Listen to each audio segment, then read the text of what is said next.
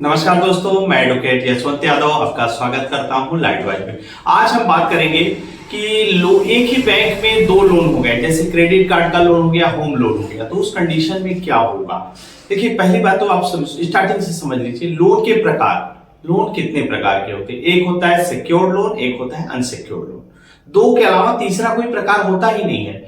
तो आप बताएंगे नहीं, पर्सनल लोन है, बिजनेस लोन है, एजुकेशन लोन है, कार बस ट्रक जीप मकान दुकान फैक्ट्री कारखाना शोरूम, बहुत सारे लोन होते हैं। लेकिन अगर कैटेगरी डिवाइड करते हैं तो दो ही प्रकार के होते हैं, चाहे सिक्योर्ड लोन होगा चाहे अनसिक्योर्ड, तीसरा कोई लोन होता नहीं है। और जो आप कहते हैं क्रेडिट कार्ड का भी वो लोन ही है। क्रेडिट कार्ड जो होता है वो भी तो क्रेडिट मतलब उधारी ही तो है। उधारी तो आप ले रहे हैं तो भी एक उधारी लोन है, तो जो कि 45 दिन तक उसमें पैसे का ब्याज नहीं लगता है। यही प्रॉफिट होता है। सब लोग सोचते हैं कि 45 दिन तक ब्याज ही नहीं लगेगा तो उसका बेनिफिट उठा लेंगे, लेकिन कहीं ना कहीं क्रेडिट कार्ड के जाल में ऐसे फंसते हैं। एक क्रेडिट कार्ड में इसमें अगर ईएमआई डिफॉल्ट होती है क्रेडिट कार्ड में तो ब्याज पेनल्टी इंटरेस्ट इतना ज्यादा होता है, 50% लगाने लगते हैं। तो उसको चुकाने के लिए आपने दूसरा क्रेडिट कार्ड, तीसरा लोन, चौथा लोन, पांचवा लोन, मल्टीपल लोन के ट्रैप में फंस जाते हैं। तो इस ट्रैप से बाहर कैसे निकलना है ये आपको जानना है कि लोन के जाल में यदि आप फंस चुके हैं तो वहां से बाहर कैसे निकलना है। पहली बात तो अगर कंपनियां लोन के जाल में आप फंस चुके हैं, सबसे पहला काम होता है आपको मल्टीपल कॉल करना शुरू कर देंगे। कॉल करने के बाद नोटिस भेजना शुरू कर देंगे। तो नोटिस में भी तीन प्रकार होते हैं। एक होता है बैंक का नोटिस, दूसरा होता है एडवोकेट का नोटिस, तीसरा होता है कोर्ट का नोटिस। तो तीनों को आप कैसे पता करेंगे कि बैंक का नोटिस कौन है? बैंक का नोटिस में डायरेक्ट बैंक का नाम लिखा होगा, वो बैंक के माध्यम से आता है, तो उसको कहते हैं कि हाँ ये बैंक की तरफ से आया हुआ है इन्फॉर्म करने के लिए। दूसरा होता है एडवोकेट का नोटिस। एडवोकेट के माध्यम से होगा तो उस पर एडवोकेट का सिंबल होगा या एडवोकेट का नाम लिखा होगा, एडवोकेट लिखा होगा, वो होता है एडवोकेट का नोटिस। तीसरा होता है कोर्ट का नोटिस। कोर्ट का नोटिस में सत्र न्यायालय लिखा होगा, कोर्ट लिखा होगा, सेशन कोर्ट लिखा होगा, या फिर लोक अदालत लिखा होगा, अदालत लिखा होगा, ऐसी नोटिस आती है तो ये होता है कोर्ट का नोटिस। तो बैंक आपसे जानकारी चाहती है। जो नोटिस भेजने का मतलब बैंक आपको इन्फॉर्म कर रही है, जानकारी चाह रही है, तो उसको जानकारी को देना पड़ेगा आपको।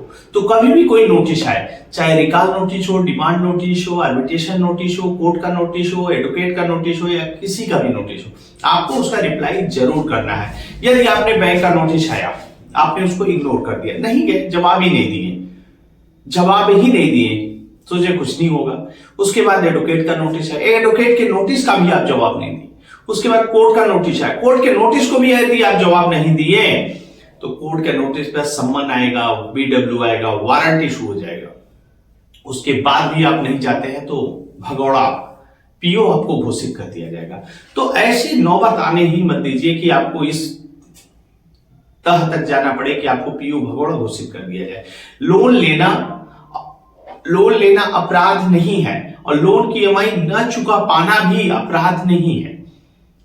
ये तो एक डिफॉल्ट है कि आपने गलती है, चूक है, लोन लिए, किसी विषम परिस्थिति के कारण लोन की ईएमआई नहीं चुका पाए, तो ये अपराध नहीं कर दिया, आप अपराधी नहीं है। और कोई भी एजेंट अगर आपके घर पे आता है तो आरबीआई की गाइडलाइन फॉलो करना पड़ेगा।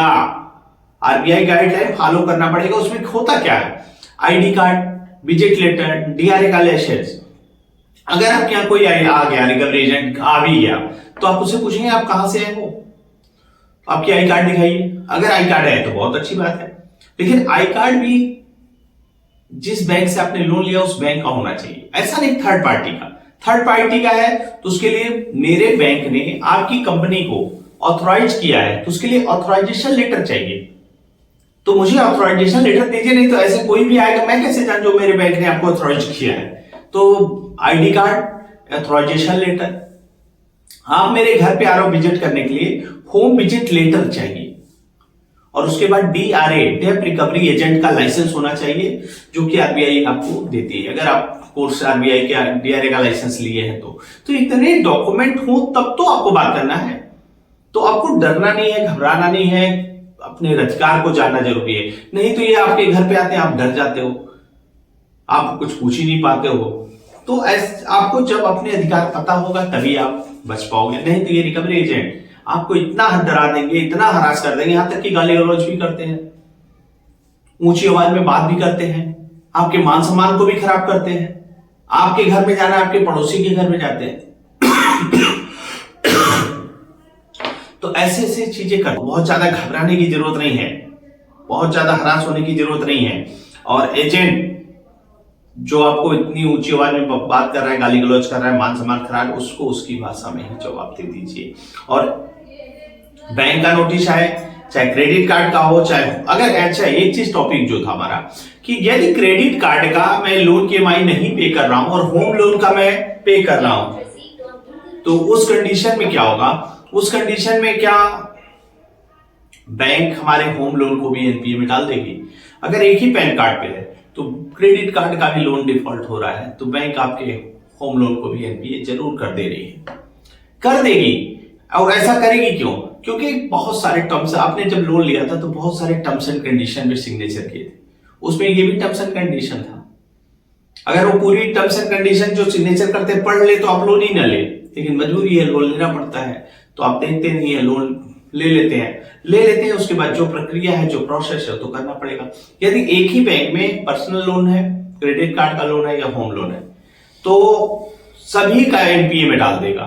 क्रेडिट कार्ड का अगर पेमेंट नहीं कर रहा है तो आपके होम लोन को भी एनपीए में डाल देगा।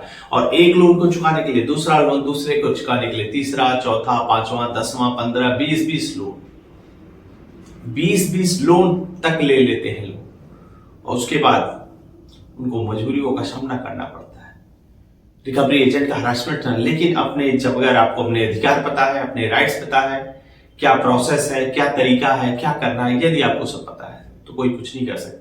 और किसी प्रकार की कोई दिक्कत हो, समस्या हो, रिकॉल नोटिस आया हो, डिमांड नोटिस आया हो, आर्बिट्रेशन नोटिस आया, किसी प्रकार का नोटिस आया हो, हमारा नंबर है, आप हमसे संपर्क कर सकते हैं। हमारा कॉन्टैक्ट नंबर है, आप हमसे पर्सनली मीटिंग कर सकते हैं। मैं अपनी बातों को यहीं समाप्त करता हूं। जय हिंद, जय भारत, नमस्कार।